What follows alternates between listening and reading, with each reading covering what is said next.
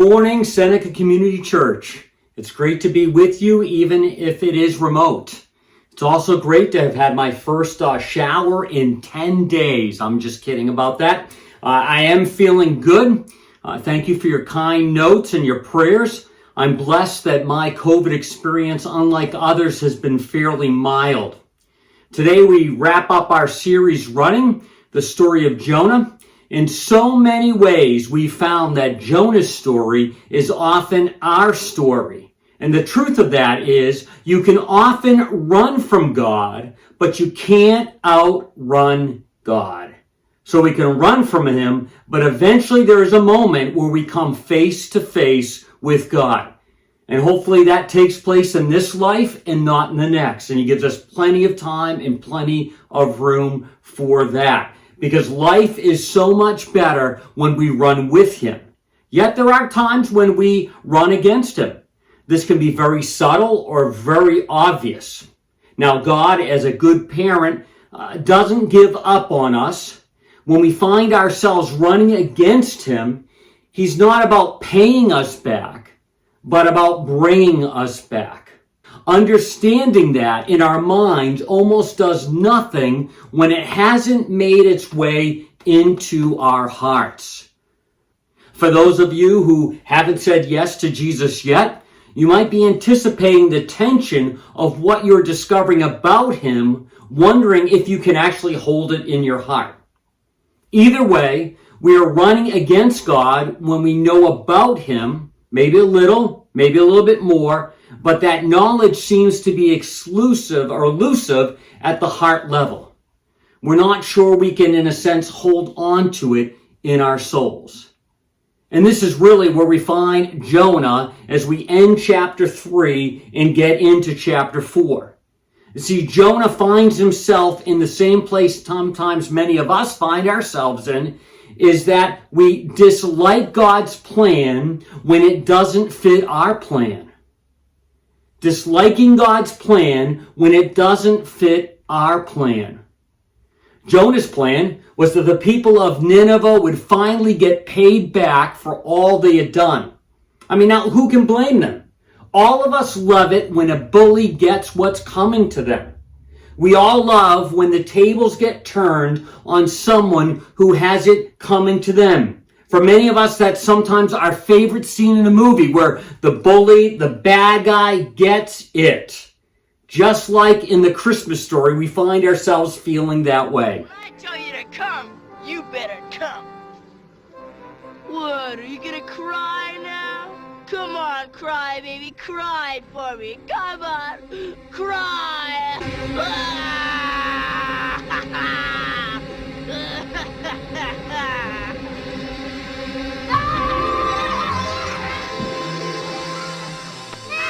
God's plan was to offer the Ninevites mercy. Jonah's plan was for them to get what they deserve. We read in the story of Jonah, the end of chapter 3, verse 10, God saw what they had done, the Ninevites. They had turned away from their evil lives.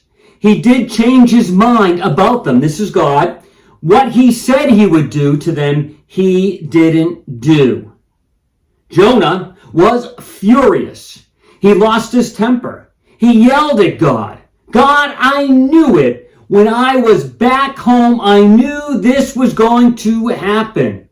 That's why I ran off to Tarshish. I knew you were sheer grace and mercy, not easily angered, rich in love, and ready at the drop of a hat to turn your plans of punishment into a program of forgiveness. So what do you and I do when the plan of God doesn't fit our plans?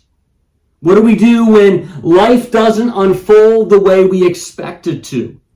Especially when there's somebody in our life that seems to be causing the majority of our problems. Not that we're problem-free, not that we do everything right, but when there's some other person that just seems to be wrecking our goals and our plans for our lives. What are we going to do when our spouse's plans aren't our plans or the way things unfold? What do we do when a marriage doesn't work? What do we do when things with our kids don't work? Or things with our parents? How about work itself? How about our career? How about a quick change that we didn't expect? How about when things change in the world and it seems like at every turn, we're just hitting against the wall? Obviously, the last year has been hard with COVID. Not our plan. Politics, for many of us, not our plan. Health, you name it, whatever it may be. What is it that you're disliking about God's plan? And what do we do with that? Now, there are plenty of faithful people examples where they, in a sense, like Jonah, yell at God. David did that. Jeremiah did that. Job, in a sense, did that. They didn't like his plan. We don't like his plan. But what do we do with that? Often my dislike of God's plan is about me and what I want. Jonah wanted justice for everyone else when he had experienced mercy for himself.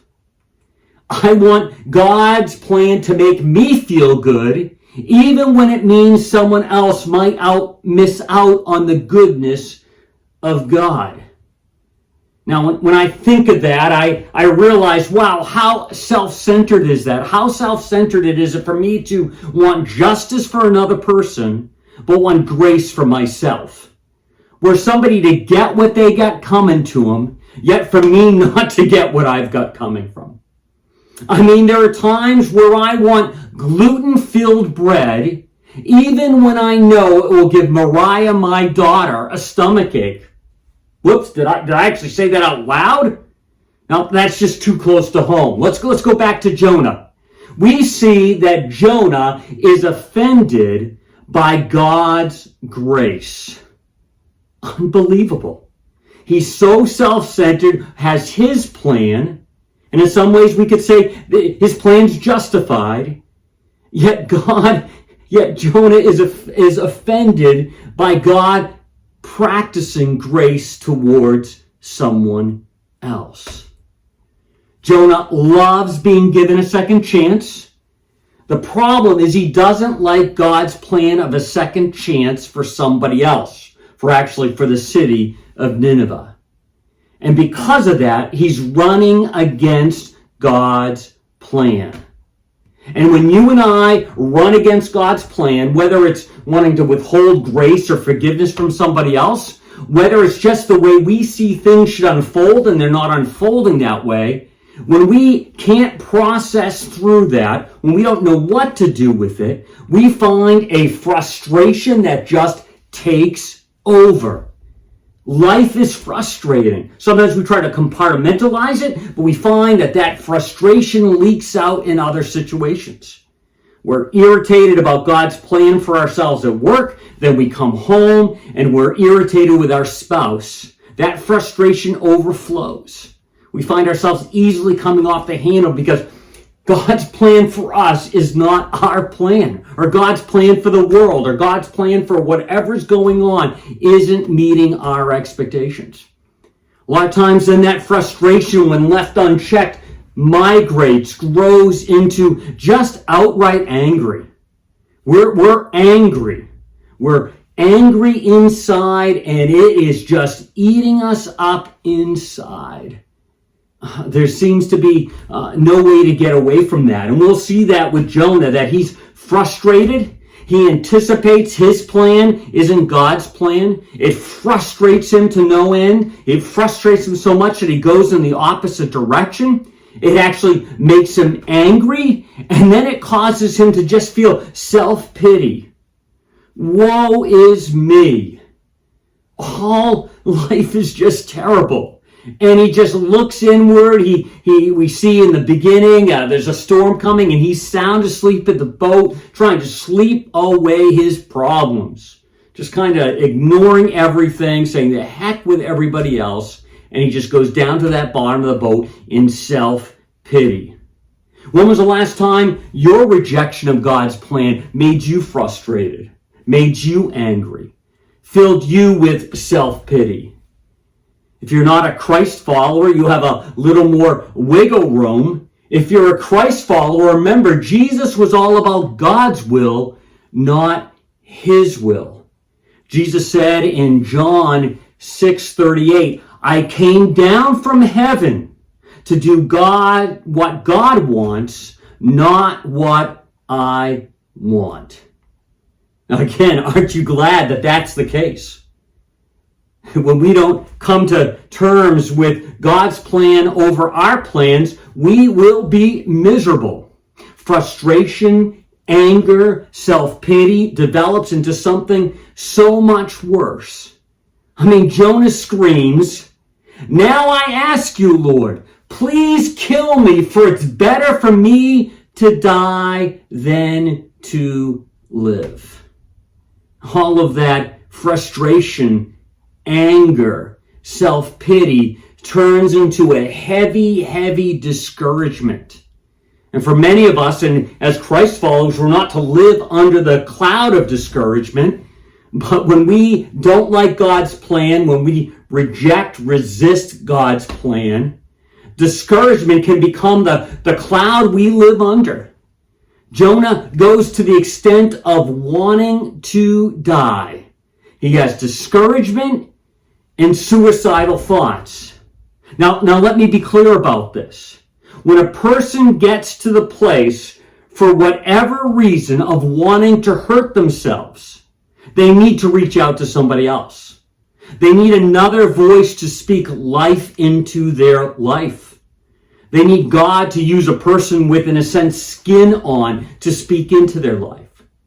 So if you are in the place of wanting to hurt yourself, I beg you to reach out, to know that you're not alone.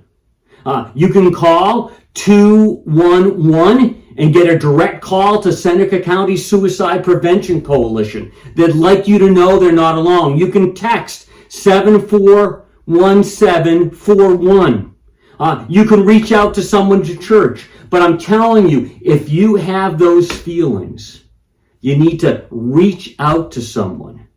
Sometimes we need the counsel of a doctor. Sometimes there's a process going on in our bodies chemically that need help and a doctor can help.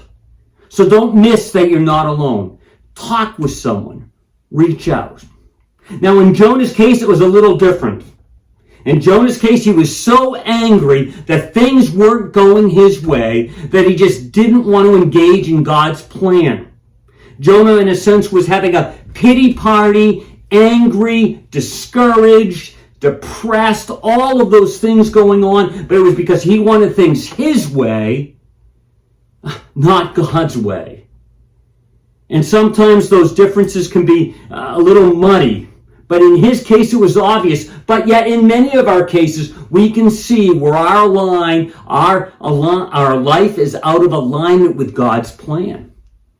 And it may just kind of fall on us, or it may be unfolding slowly, and we see that, and we just let that all take over because God's plan is not our plan. So we find ourselves, in a sense, resisting God's plan. In the life of Jonah, that meant resisting God's mercy and goodness to others. Read in verse 2 again. Then Jonah complained, "Didn't I say before I left home that you would do this, Lord? That is why I ran away to Tarshish. I knew that you're a gracious and compassionate God, slow to get angry, and filled with unfailing love. I knew how easily you could cancel your plans for punishing these people." See, Jonah was resisting God's mercy and goodness to others.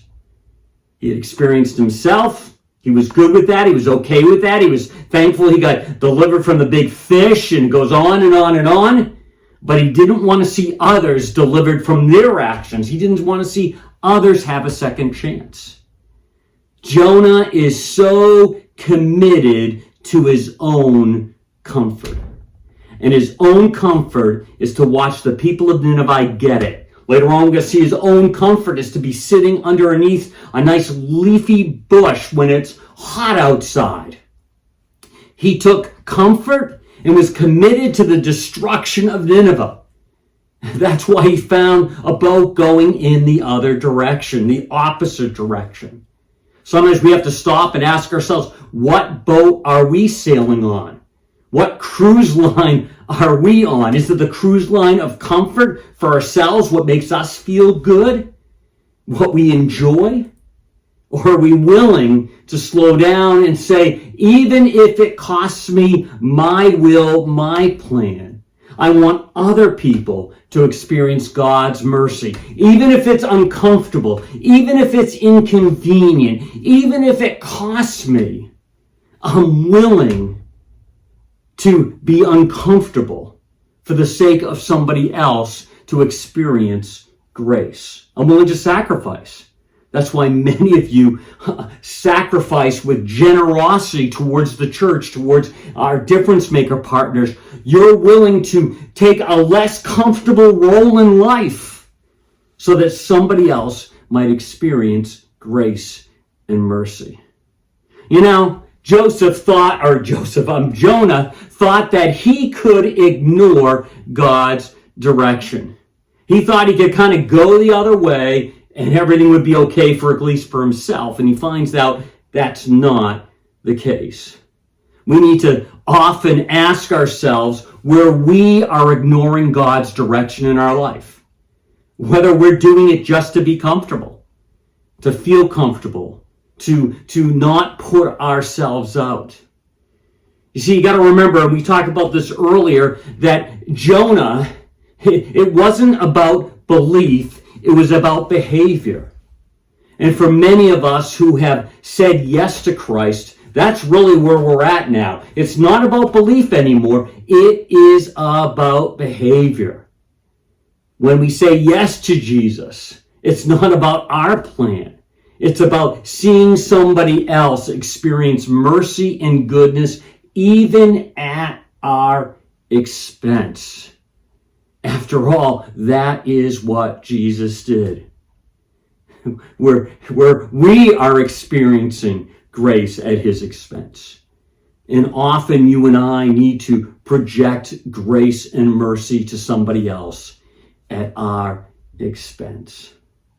We also have to realize that when you and I don't take action, when we hold back, when we say, I'm just not going to engage, I'm just going to hold back, we need to realize that delayed obedience is actually disobedience. So where is your commitment for what makes you feel comfortable delaying your obedience for God's plan? Where you're saying, I'm comfortable, I'm not going to get involved with that, I'm not going to give myself away in that area because I'm enjoying my comfortability. I'm holding on to that. And we think because we're not really doing anything, we're all set. Delayed obedience is disobedience. For Jonah, we see it reflected in a number of ways. First, Jonah was prejudiced against people God created and loved. Yes, the Ninevites, with all their horrendous, torturous, invading behavior, their conquering, their raping, their pillaging, all of that going on, they were still created, and God still loved them in spite of themselves. And Jonah was prejudiced to that. Just imagine if somebody had been prejudiced towards you, especially if you've said yes to Christ, and they would withheld speaking to you about grace and mercy. We also see that it's reflected in the way Jonah moves on, and it's reflected that Jonah cares more about his politics than reaching people. The Ninevites were his enemies. They had a different political system. They had a different view on everything like that. And he cared more about his views in those areas than reaching people. Now, I don't want to get too close to home. But when I think of all that's going on in our nation, in our country, when we think about politics, do you care more about your politics than reaching people? Would you allow yourself to be uncomfortable? Would you allow yourself to sacrifice some of the things that are valuable to you in life so that you can reach somebody else? Or do you care more about your point of view than reaching people? We also see that in Jonah's life, it was reflected in an interest in his nation, not God's world. We have to ask ourselves sometimes, are we so interested in just our nation that we're not interested in the greater world?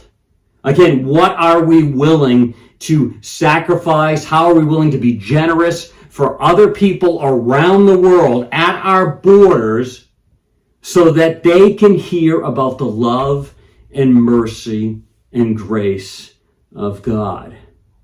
Again, we don't want to get too much into political things because I don't want the little ears to click off. I don't want you to stop listening. But seriously, ask yourself a question.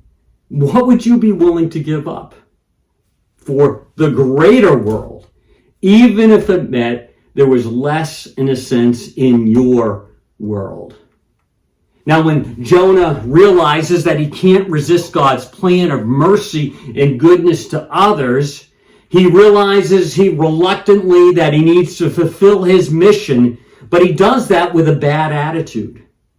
Sometimes you and I can find ourselves in that same place. We reluctantly fulfill God's mission, God's plan, but we do it with a bad attitude. And how sad is that? Can you imagine if Jesus had a bad attitude when he came to planet Earth, born in that little manger? In a few weeks, we'll be celebrating the fact that he gives his life. Can you imagine if all along he kind of had their sarcastic, bad attitude? He reluctantly went ahead with it, but he had a bad attitude. Once upon a time, we had a daughter who didn't like her green beans. Now, she wasn't allowed to leave the table until she ate them, until she put them in her mouth. It wasn't until a few hours later at bedtime, while making sure she had brushed her teeth, that it was discovered she still had those green beans stuffed in her cheeks. She had chewed them, but wasn't going to swallow them. How often do we as Christ followers chew on God's will, but we won't swallow his will? When we kind of follow God's plan, we chew on it, but we don't swallow it. Now, when we get to that place where we're finding God's plan is in our mouth and they taste like green beans and we've chewed it up, but we haven't swallowed it, we can kind of say this in a different way. It's really, what do we do with that? What do we do? We need to remember what to do when things don't go our way. And this is one of the greatest lessons of life that Jonah shows us he didn't learn. But we can learn, what do we do when things don't go our way? What should we remember? First of all, we should remember that God can see things we can't.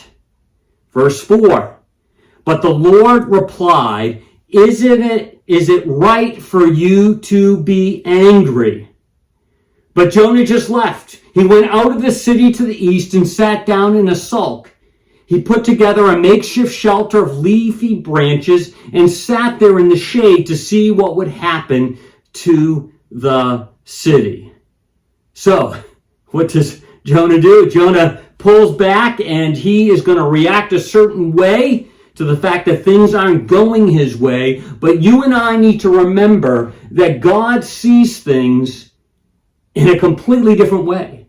He actually orders things in a completely different way.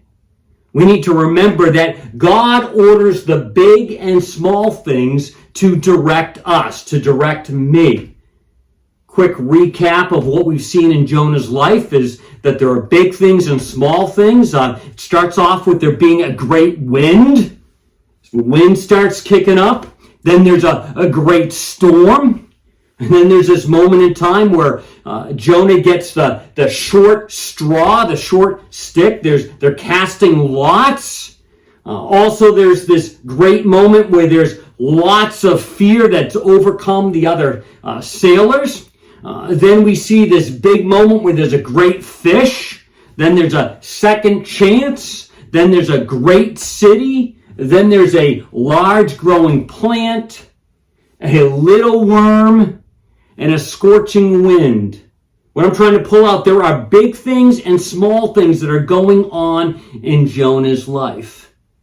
And God sees those things as a way to direct and order Jonah's life and our lives.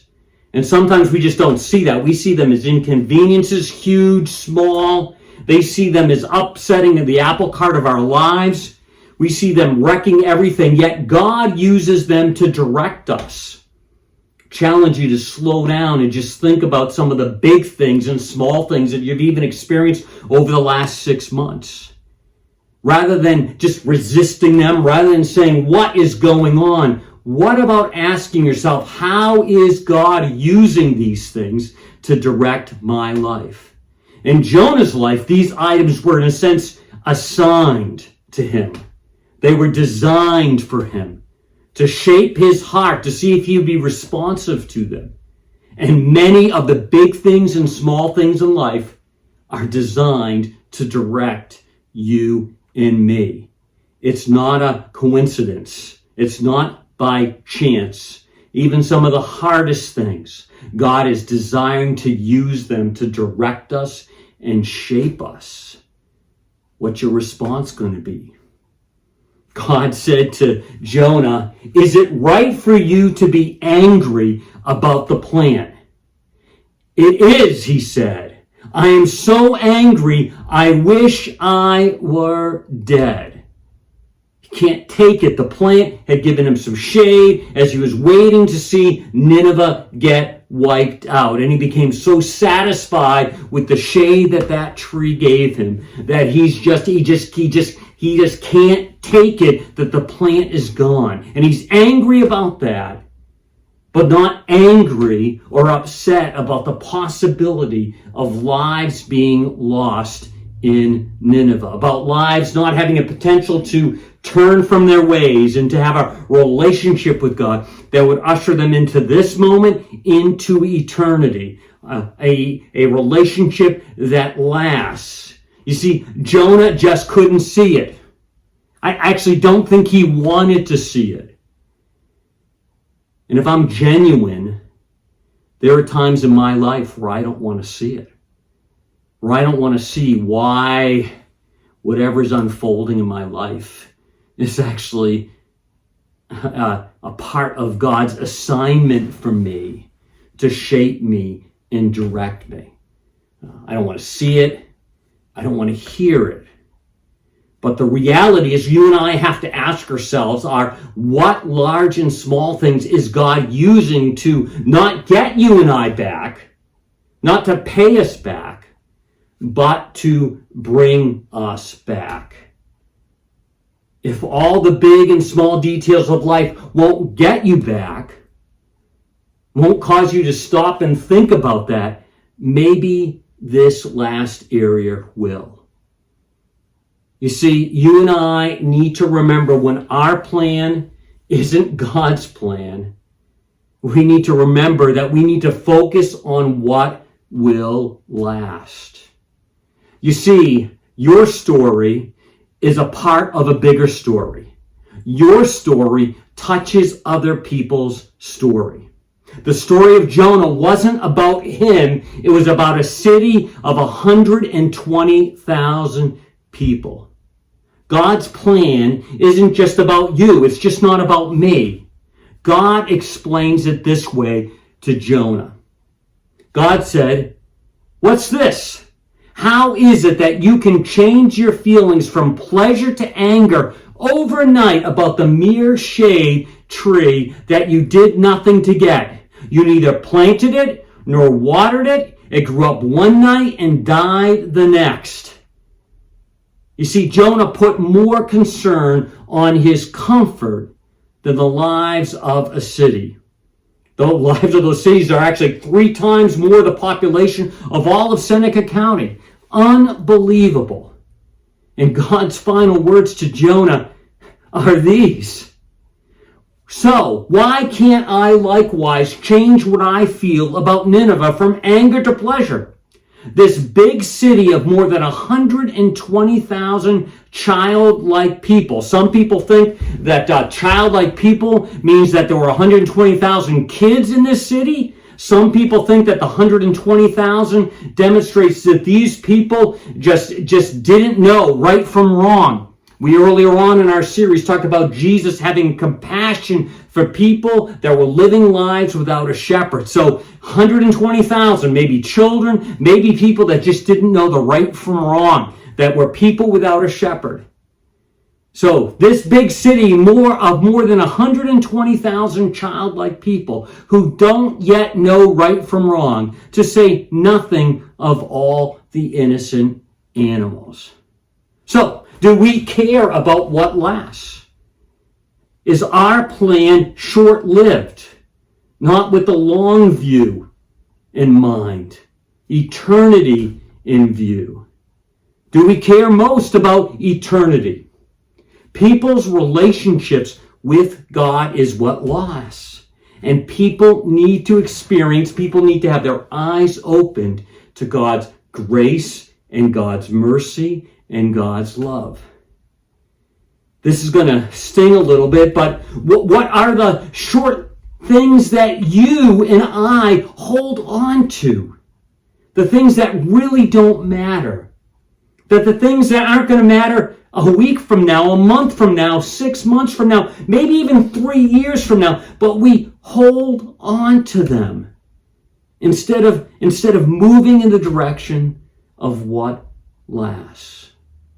What lasts? The potential of influencing someone in Christ's love in another person's life should reign supreme, whatever that looks like. What are you willing to lay on the line? What likes? What dislikes? What conveniences? What coffee choices? For coffee choices for the love of Jesus. I actually, before I went on quarantine, before I was positive, dropped off some Dunkin' Donuts coffee for someone because I knew they loved it. It was all for the love of Jesus, even though it almost killed me dropping Dunkin' Donuts off to somebody. I know that's a little bit silly, but some of the things that you and I hold on to are as silly as that, if not more silly. You fill in the blank. What plan are you holding on to that isn't going your way? What are you doing with it? Are you willing to let it go, knowing God knows more than you and I know? Paul wrote in his God-inspired letter to the Corinthians, he wrote this: "So we don't look at the troubles we can see now, rather we fix our gaze on things that cannot be seen. For the things we see now will soon be gone, but the things we cannot see will last forever." Jonah's story is our story. Our story is about so much more than ourselves. Jonah's story was so much more about than himself. Yet God, in his grace, in his mercy, includes us in his bigger stories. You see, our stories are not about paying any one of us back, even though we deserve it. It's about bringing us all back. And aren't we thankful for that? See, God's not about paying us back or anyone else back. God's about bringing us all back. That was true for Jonah. That was true for the Ninevites. That's true for you. That's true for me. That's true for Republicans. That's true for Democrats. That's true for even independents. And it's very true for even Tom Brady fans. You and I get to join God's story. You and I can either move towards it, move in it, or we can, in a sense, try to stand in the way of it. But it's going to happen no matter what. You say you can be a part of it, or you can set yourself apart from it. God's not about paying us or anyone else back. God's about bringing us all back. And that means that sometimes our plans are not his plans. And we should be pretty happy about that. Would you pray with me? Dear gracious Heavenly Father, we just want to thank you for the gift of your Son, the gift of a possibility of a relationship with you. And Father, I just pray for my friends in this moment. And I just ask that all of us would be able to take a little bit of an inventory of where we're at, where we're looking in light of your story. Have we said yes to you yet? And if we have had said yes to you, how are we coping with the times where our plans aren't your plans? Are we more interested in grace and mercy for us and not having to, in a sense, be paid back for our lives than making sure being a part of seeing others experience your grace and your mercy?